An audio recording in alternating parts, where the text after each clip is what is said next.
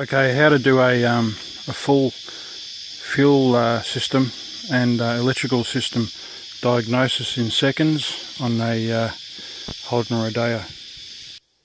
Okay, the electrical or battery gauge is a VODO or VDO voltmeter that was installed a couple of years ago.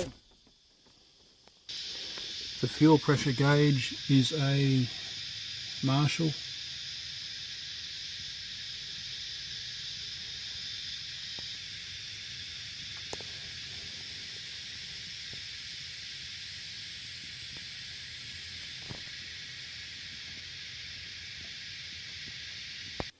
When starting the car, the battery gauge should fall to the lower part of 12 volts.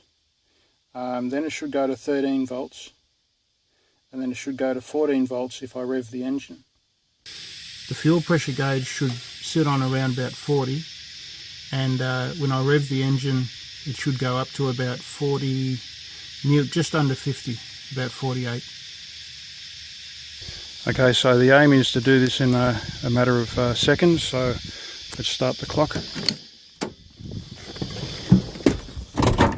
The clutch is in focus.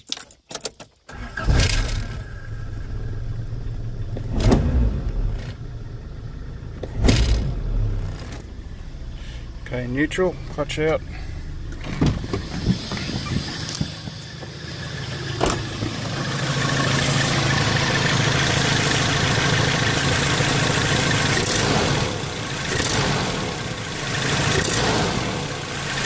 Okay, that was a full electrical and fuel system diagnosis in seconds.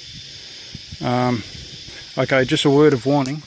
If you've got a fan like that, a mechanical fan, and you touch any part of the engine, like the accelerator cable, just make sure you don't get your fingers in the fan. So that's a mechanical fan, it's not a electrical fan.